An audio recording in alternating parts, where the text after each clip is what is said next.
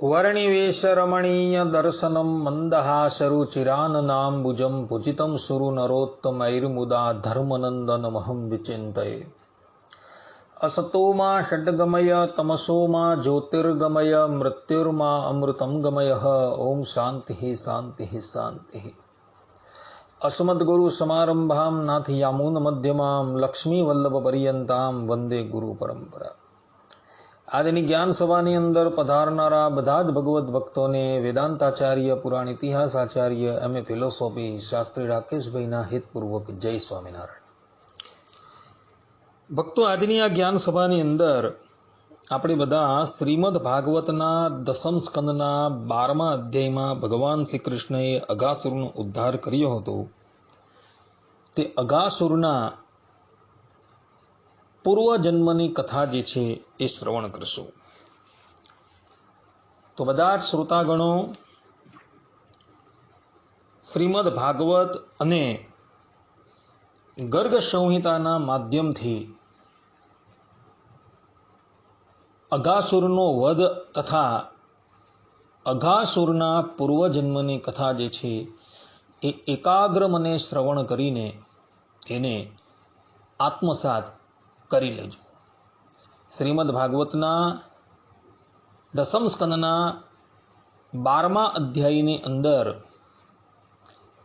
પરીક્ષિત રાજાને સુખદેવજી મહારાજે અઘાસુરના વધની જે કથા સંભળાવી હતી, તો શ્રીમદ ભાગવતના માધ્યમથી આપણે બધા એ કથાનું શ્રવણ કરીએ। સુખદેવજી મહારાજ કહે છે કે પરીક્ષિત, એક દિવસ નંદ નંદન શ્યામ સુંદર વનમાં જ ભોજન કરવાના વિચારથી પ્રાતઃકાળે ઉઠીને શૃંગવાદ્યના મધુર ધ્વનિથી પોતાના સાથી ગોપ બાળોને જગાડીને વાછરડાઓને આગળ કરી તેઓ વ્રજ મંડળમાંથી ચાલી નીકળ્યા। શ્રી કૃષ્ણની સાથે તેમના પ્રેમી 1000 ગ્વાલ બાળકો સુંદર શિકા, છડીઓ, શૃંગવાદ્યો તથા વાંસળીઓ લઈ પોતપોતાના 1000 વાછરડાઓને આગળ કરીને ખૂબ પ્રસન્નતાથી પોતપોતાના ઘરોમાંથી નીકળી પડ્યા। ભક્તો, અહીં 1000 સંખ્યા જે છે ને એ અસંખ્યના વાચકમાં તમારે લેવાની છે। એટલે 1000 વાછરડા છે એવું નથી સમજવાનું, પરંતુ અસંખ્ય વાછરડાઓને લઈને વ્રજ બાળકો જે છે એ પોતાના ઘરમાંથી બહાર નીકળ્યા છે। તેઓ શ્રી કૃષ્ણ ભગવાનના અગણિત વાછરડાઓની સાથે પોતાના વાછરડાઓને ભેગા કરી ચરાવતા ચરાવતા બાલ ક્રીડાઓ કરતા વનની અંદર વિચરવા લાગ્યા।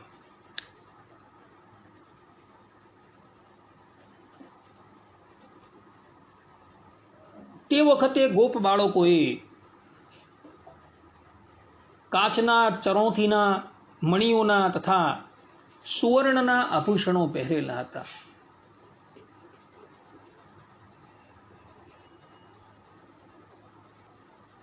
ગોપ બાળકો આ પ્રમાણે પોતાના શરીરને સજાવી વનની અંદર જાય છે અને વનની અંદર વાછરડાઓને ચરવા માટે છૂટા મૂકે છે અને પોતે પરસ્પર બાલોચિત ક્રીડા જે છે એ કરવાની અંદર મગ્ન થઈ જાય છે।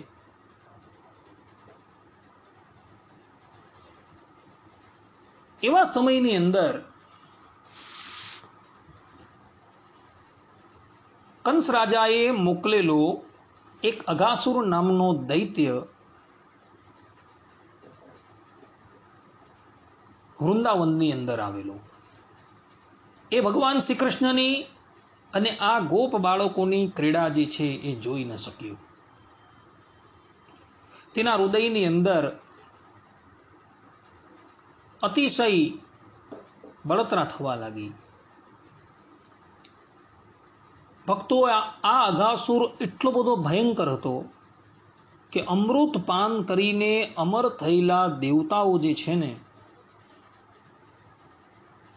તેઓ પણ પોતાનો જીવ બચાવવા માટે એનાથી ચિંતિત રહેતા હતા. એ લોકો પણ હંમેશા ભગવાનને પ્રાર્થના કરતા હતા કે પ્રભુ, કે આનું મૃત્યુ થાય તો સારું. ભક્તો, અઘાસુર શબ્દ જે છે એ અઘાસુર શબ્દના અર્થનો વિચાર કરવાનો છે.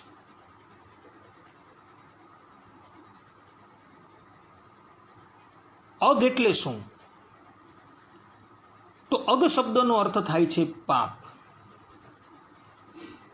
અસુ શબ્દનો અર્થ થાય છે પ્રાણ. અને ર શબ્દનો અર્થ થાય છે રમે છે. જેના પ્રાણ હંમેશા પાપની અંદર રમણ કરે છે એ જ વાસ્તવની અંદર અઘાસુર છે. આધ્યાત્મિક રીતે આ પ્રમાણેનો અર્થ મહાત્માઓએ કરેલો છે. ચાહે કોઈ પણ વ્યક્તિ હોય, દેવ હોય, અસુર હોય કે મનુષ્ય હોય, જેના પ્રાણ હંમેશા પાપની અંદર રમણ કરતા હોય એ અઘાસુર જ છે. મનુષ્ય છે, અસુરો છે અને દેવતા છે,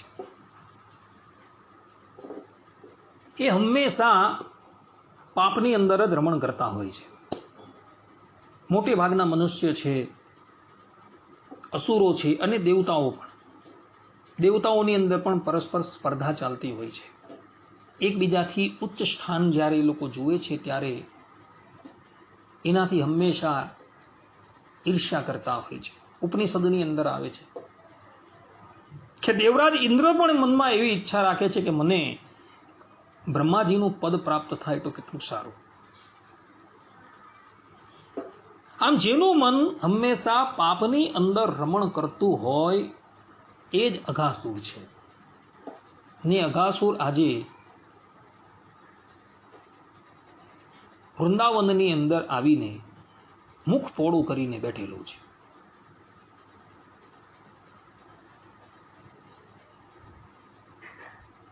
ભક્તિના માર્ગની અંદર જો તમે ગમન કરતા હોવ, તમે આરૂઢ થયા હોવ, તો ત્યાં પાપનો ત્યાગ કરીને જવું એ જ હિતાવહ છે. જ્યાં લગીન મનુષ્યના હૃદયની અંદર પાપ હોય, તાપ હોય, આસક્તિ હોય, ત્યાં લગીન ભક્તિ મહારાણીનું પરિપૂર્ણ પ્રાગટ્ય જે છે એ હૃદયની અંદર થાય નહીં. જ્યારે અઘનો નાશ થાય, અર્થાત કે પાપનો નાશ થાય, ત્યારે જ ભક્તિ રાણીનું પ્રાગટ્ય હૃદયની અંદર પરિપૂર્ણ રીતે થાય છે. આ અઘાસુર જે છે એ પૂતના અને બકાસુરનો નાનો ભાઈ છે. પૂતનાનો અર્થ તમને હું કરી ગયો છે. જે હંમેશા અપવિત્ર હોય તેને પૂતના કહેવાય. અને બકાસુરનો અર્થ પણ મેં કરેલો હતો. બકાસુર એ બગલાનું રૂપ લઈને આવેલો છે, અને બગલો જે છે એ પાખંડ છે. જ્યાં અપવિત્રતા છે, જ્યાં પાખંડ છે અને જ્યાં પાપ છે, ત્યાં ભક્તિ રાણીનું પ્રાગટ્ય થતું નથી. આ ત્રણને મૂકવા પડે. ભક્તિ માર્ગની અંદર આ ત્રણેને મૂકવા પડે એવા છે. જ્યાં લગીન મનુષ્યના હૃદયની અંદર અપવિત્રતા છે, પાખંડતા છે, પાપ છે, ત્યાં લગીન એની અંદર ભક્તિ મહારાણીનું પ્રાગટ્ય ક્યારેય પણ થતું નથી. અત્યારે આપણે જે ભક્તિ કરીએ છીએ એ તો સાધન ભક્તિ છે, પણ જે પ્રેમ લક્ષણા ભક્તિ જે કહેવામાં આવે છે, યથા વ્રજ ગોપિકા નામ, નારદ વક્ષસૂત્રની અંદર નારદજી કહે છે, ભગવાન સ્વામિનારાયણ પણ કહે છે વચનામૃતમાં કે ગોપીઓના જેવી ભક્તિ. તો એ ભક્તિ જે છે એ ભક્તિનું પરિપૂર્ણ રૂપે પ્રાગટ્ય હૃદયની અંદર કેમ થતું નથી? કારણ કે પૂતના છે, બકાસુર છે અને અઘાસુર છે. આ ત્રણ હોવાથી ભક્તિ મહારાણીનું પ્રાગટ્ય હૃદયની અંદર થતું નથી.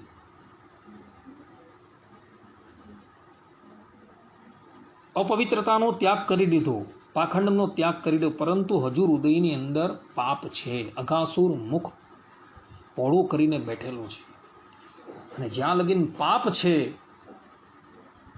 ત્યાં લગીન ભક્તિ કર્યાનો આનંદ આવતો નથી.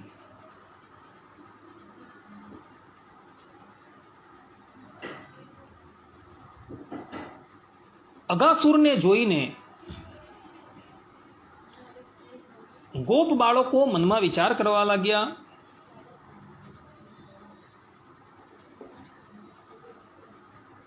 કે આ વળી કયું પ્રાણી છે?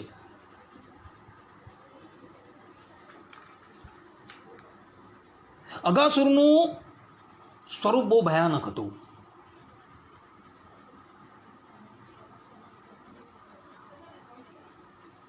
એક યોજનનું એનું શરીર હતું, એક યોજનની અંદર એ પથરાઈને સૂતેલો હતો. એના મુખનો ઉપલો ભાગ જે છે એ વાદળને સ્પર્શ કરતો હતો, અને નીચલો ભાગ જે છે એ જમીનને સ્પર્શ કરતો હતો. અને મુખની અંદર એકદમ અંધકાર હતો, અને જીભ જે છે એ વિશાળ પહોળા માર્ગ જેવી હતી, અને એના મુખમાંથી અતિશય તીક્ષ્ણ પવન જે છે એ વાતો હતો, અને એની દ્રષ્ટિ જે છે દાવા નળ જેવી હતી. અઘાસુરનું રૂપ જોઈને ગોપ બાળકો એવું સમજ્યા કે આપણા વૃંદાવનની આ કોઈ અજાયબી લાગે છે.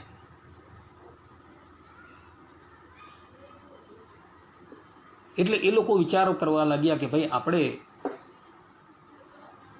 આના મુખની અંદર, અર્થાત કે આ અજાયબી જે છે તેની અંદર વિવિધ પ્રકારની ગુફાઓ છે, તેમાં આપણે રમવા માટે જઈએ.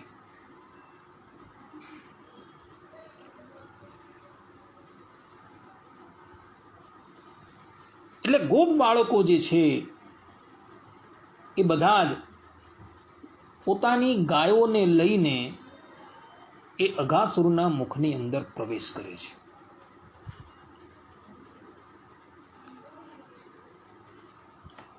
ભગવાન શ્રી કૃષ્ણએ જોયું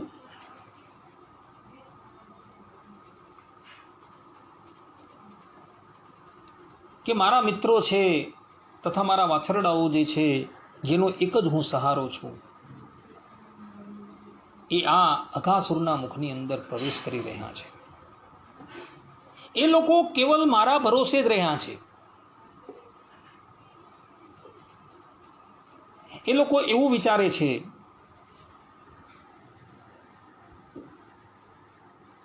કે ભલે આ કોઈ મોટું વિશાળ પ્રાણી હોય, પરંતુ જે પ્રમાણે શ્રી કૃષ્ણએ બકાસુરનો અને પૂતનાનો વધ કરેલો છે, એ જ પ્રમાણે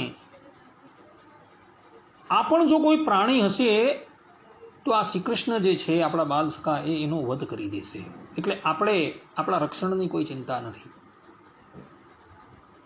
એ લોકો બધા અજગરના મુખની અંદર પ્રવેશી ગયા. ભગવાન શ્રી કૃષ્ણ પણ એના મુખની અંદર પ્રવેશે છે, અને ગોપ બાળકો ગાયો અને ભગવાન શ્રી કૃષ્ણ જેવા અઘાસુરના મુખની અંદર પ્રવેશ કરે છે. ત્યાં જ અઘાસુરે પોતાનું મુખ જે છે એ બંધ કરી દીધું.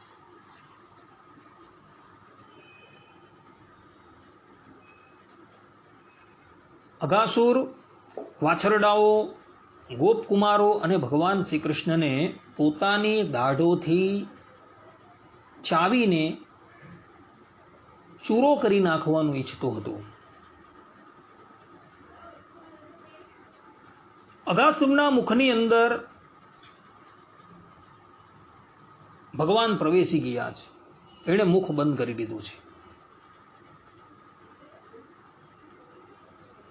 એ વખતે ભગવાનની સામર્થ્યથી અજાણ એવા દેવતાઓ જે છે એ પણ હાય હાય કરવા લાગ્યા.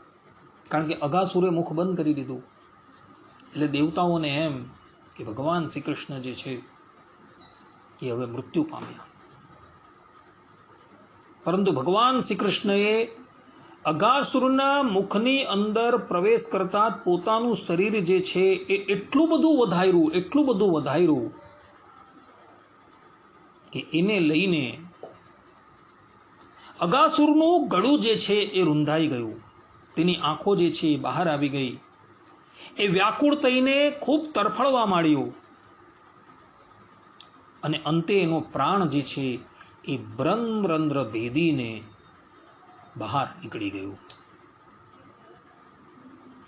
ભક્તો, અગાસુરનો પ્રાણ જે છે એ બ્રહ્મરંધ્ર ભેદીને બહાર નીકળ્યો છે. બ્રહ્મરંધ્ર ભેદીને કોણ જાય? તો બ્રહ્મરંધ્ર ભેદીને એ જ વ્યક્તિ જાય છે કે જે આ સંસારની અંદર પાછો ક્યારેય નથી આવવાનો. યોગીઓ છે, ભગવાનના ભક્ત છે. બ્રહ્મરંધ્ર એટલે આ મસ્તકની અંદર જે 10મું દ્વાર આવેલું છે શિખાની પાસે, એને બ્રહ્મરંધ્ર કહેવામાં આવે છે. યોગીઓ છે, ભગવાનના ભક્ત છે અને જે રણ મેદાનની અંદર શત્રુઓનો સામનો કરતા વીર ગતિને પ્રાપ્ત થાય છે, એ લોકોના પ્રાણ જે છે એ બ્રહ્મરંધ્રમાંથી જાય છે. આ વાત મહાભારતની અંદર લખેલી છે ભક્તો. અગાસુરના પ્રાણ પણ જે છે એ બ્રહ્મરંધ્રમાંથી ગયા છે.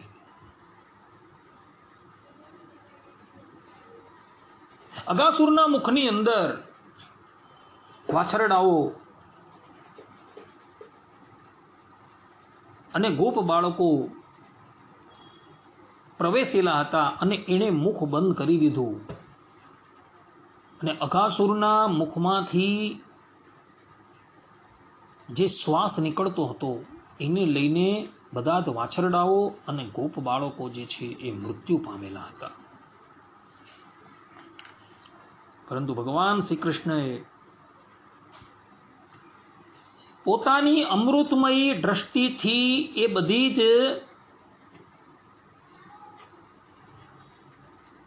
વાછરડીઓ તથા ગોપ બાળકોને જ્યાં જોયું ત્યાં બધા જ સજીવન થઈ ગયા છે.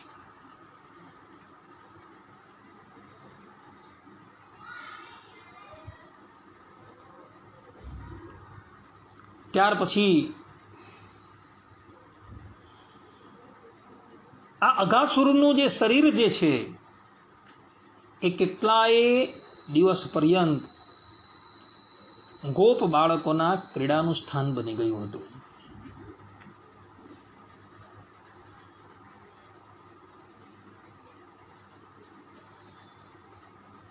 ગર્ગ સંહિતાની અંદર વૃંદાવન ખંડના અધ્યાય 6માં આ અગાસુરના પૂર્વજન્મની કથા આવે છે.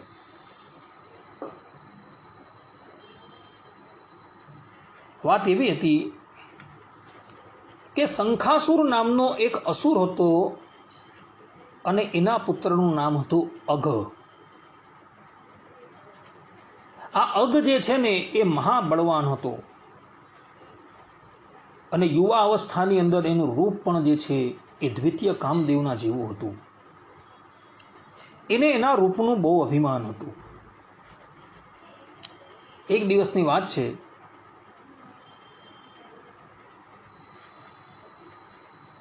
એ જ્યારે મલ્યાચલ પર્વતની ઉપર રમણ કરવા માટે જાય છે, ત્યાં મલ્યાચલ પર્વતની ઉપર એને અષ્ટાવક્ર મુનિના દર્શન થાય છે.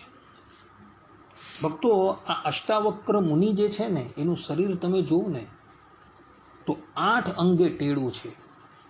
કોઈ પણ વ્યક્તિ એને જુએ ને તો એને હસવું આવી જાય.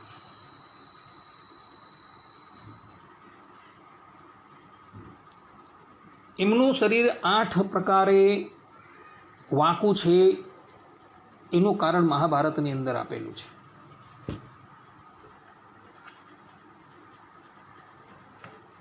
એ જ્યારે ગર્ભની અંદર હતા ને, એ ગર્ભની અંદર હતા ત્યારથી જ એ વેદાંગના પ્રારંગત પંડિત થઈ ગયા હતા.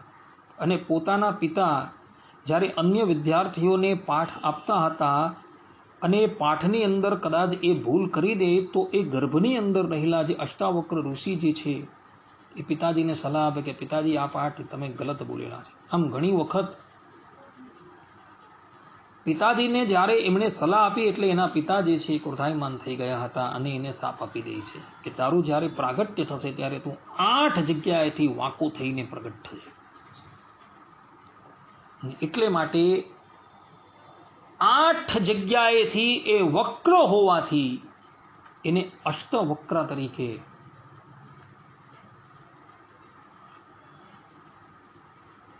કહેવામાં આવતા હતા. હવે આ અગ નામનો અસુર જે છે એ અષ્ટાવક્ર મુનિને જોઈને હસવા લાગ્યો. એને પોતાના રૂપનું બહુ અભિમાન હતું. અને હસતા થકા મુનિને કહે છે કે મુનિ, આપનું શરીર તો બહુ સુંદર છે. આમ વ્યંગ કરતા બોલે છે. અર્થાત કે તમારું શરીર જે છે બહુ જ કુરૂપ છે. આ પ્રમાણે જ્યારે અગ નામનો અસુર બોલ્યો એટલે અષ્ટાવક્ર ઋષિ જે છે એ ક્રોધાયમાન થઈ ગયા અને કહે છે કે દુર્મતે, તું મારી હાંસી કરે છે. તને તારા રૂપનું ઘણું અભિમાન છે, માટે જા હું તને શાપ આપું છું. તું બેદોડ રૂપ વાળો અજગર થઈ જા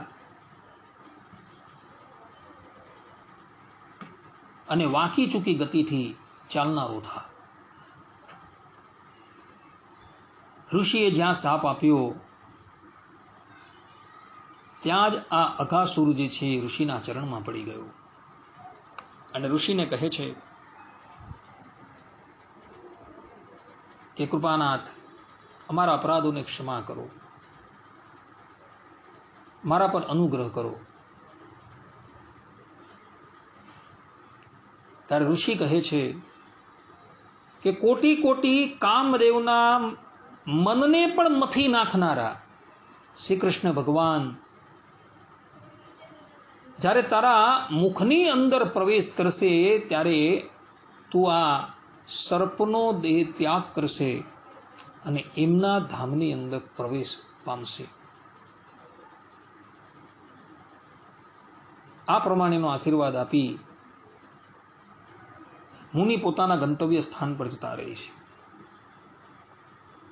અને આ અઘા